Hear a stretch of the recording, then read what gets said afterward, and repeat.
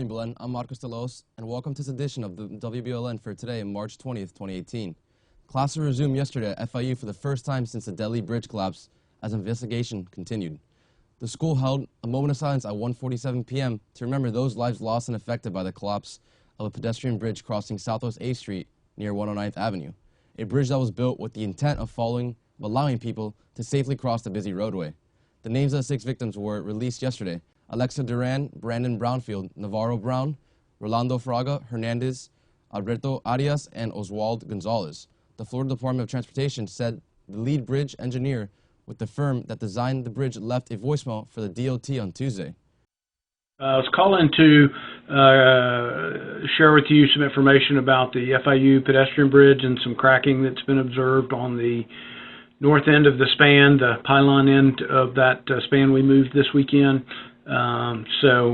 We've taken a look at it, and obviously some repairs or whatever will have to be done, but from a safety perspective, we don't see that there's any issue there, so we're not concerned about it from that perspective, although obviously the cracking is not good and something's going to have to be done to repair that. But at any rate, I wanted to chat with you about that because I would suspect at some point that's going to get to your desk. So any rate, call me back when you can. Thank you. We've also learned new details from the National Transportation Safety Board. The NTSB says construction crews were working on diagonal components of the north end of the future pedestrian bridge when the structure collapsed. Andres Donis, class of 2018, is our featured Miami Herald Silver Knight nominee for the week. He has been nominated for the General Scholarship category for his commitment to change on how the world treats others living with disabilities. His documentary film, Project Shield, has made deadlines across the city of Miami and beyond. He has been honored with national awards from not only his film, but also for his selfless service, determination, innovation, and ideas. He is currently a finalist for the Coca-Cola Scholars Program, and we would not be more proud of him. Andres is an incredibly smart and hardworking young man who has never given up on his dreams of making a difference no matter the obstacles faced along the way. Congratulations to Andres, and good luck in the final steps of the nomination process. Another explosion has injured at least 2 people in Austin, Texas, as a package that exploded at a FedEx facility in Schertz, Texas overnight, likely linked to Austin's bombing. Police says the latest bomb has been triggered differently than others. Denny Espon reports. Pay attention to any suspicious device, whether it be a package, a bag, a backpack, anything that looks out of place, and do not approach it.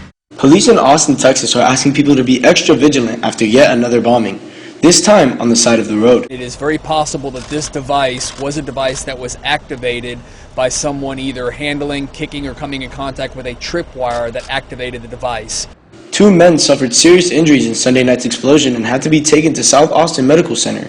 Doctors expect both men to survive. A string of exploding packages has troubled Austin, Texas since the beginning of March, injuring 2 people and killing 2 others.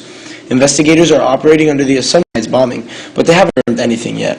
Sunday afternoon, Austin Police Chief Brian Manley said whoever is behind the bombings appears to be trying to send a message, and he urged them to come forward before anyone else got hurt. We assure you that we are listening.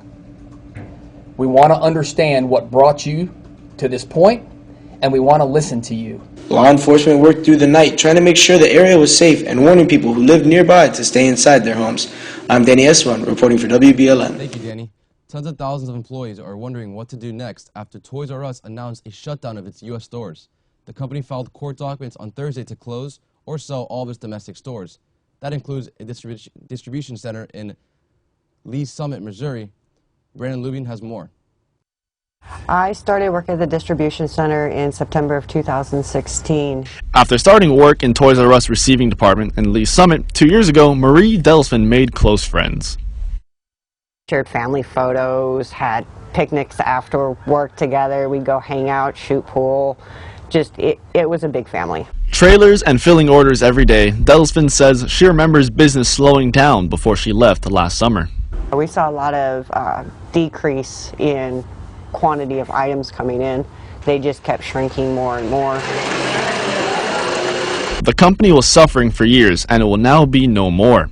With Toys R Us battling poor sales and increasing competition from companies like Amazon and Walmart, stores across the country will close, including the distribution center. A loss of 300 jobs, and a facility that the city must now find a new tenant for.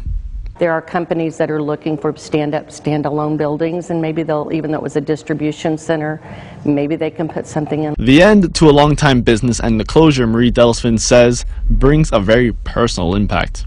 That hurts. It really does. That was a lot of people's futures. A lot of people had been there for 20 plus years. Students from Builders Club and Operation Hope volunteered all weekend at the Best Buddies Friendship Walk at Museum Park in downtown Miami. Also participated in the walk benefiting the Miami Earning Experience School. On St. Patrick's Day, the Belen Jesuit chess team competed in the 4th round of the Miami Country Day Grand Prix. The Wolverines came in first place as a team in the high school division with 8 points. Freshman Aiden Paveda came in first place individually, achieving a perfect score for the first time by winning all 5 games. Sophomore Luke Swistak won 3 games. Belen also won first place team in overall series of 4 tournaments. Aiden Paveda won first place individual in the series. Over the last few weeks, the Belen Jesuit speech and debate have competed in a series of tournaments to be able to represent our district and region at both national tournaments.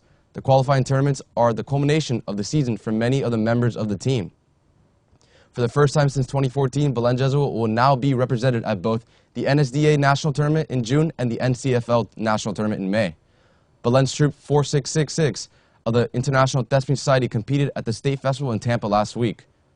Ensemble acting entrees featuring Diego Navarro, Anthony Abenader, Siam Biesasar, and Placio Valdez, as well as the ensemble of Diego de la Vega, Matthew Johnson, Lucas de la Guardia, Daniel Oliva, Julian Ramos, and Jose Garcia Chirino captured ratings of excellent.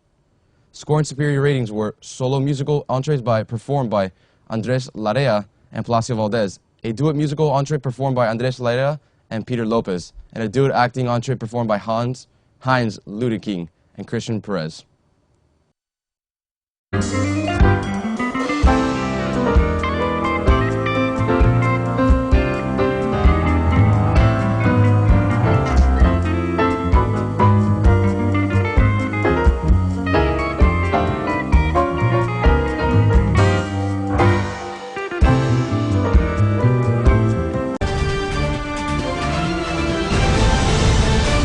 Good morning, Wolverines. Today we're going to be experiencing some wet weather and some dry weather. As you can see on the map, we're not really experiencing any of that towards the morning. However, in the afternoon, you should be expecting some storm clouds to be rolling in. Now, what the current weather is looking like is we're going to be having some thunderstorms and rain, as you saw, and the highs are going to be an 88 and the low is going to be of 68. Relative humidity will be at 69%, and winds are coming in from the southwest at 14 miles per hour.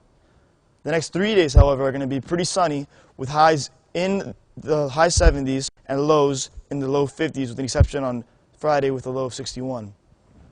So we are going to be having a pretty good rest of the week, and with that, let's pass on to sports. Good morning, Wolverine Nation. The 13-under blue baseball team was able to capitalize on outstanding defensive play in right field by Matt Handel. The momentum of that play caused a turning point in the game as both Andres Salvador and Nick Montes hit solo home runs to catapult the blue team to a well-deserved 2-1 victory. The record is now 5-5-1, with their next game this Thursday night versus Miami Impact Baseball. In varsity lacrosse, the Belen beat Pinecrest 10-9. Belen is now 9-1 for the season, and the next game is tomorrow, Wednesday, against Miami Heritage Delray on the Hernandez Field. Please come out and support the team. All right, now for March Madness, the University of Maryland, Baltimore County pulled off the most shocking upset in NCAA tournament history, defeating Virginia 75-54 on Friday night to become the number 16 seed first ever number 16 seed to beat the first seed. Now the Florida State Seminoles are on their way to the NCAA tournament round 16 for the first time since the 2011 upset top seed Xavier with a furious comeback. Now that's all for sports. Now back to you, Marcos, at the desk. Thank you, Brandon. And for everyone here at WBLN, have a great day and stay golden, Wolverines.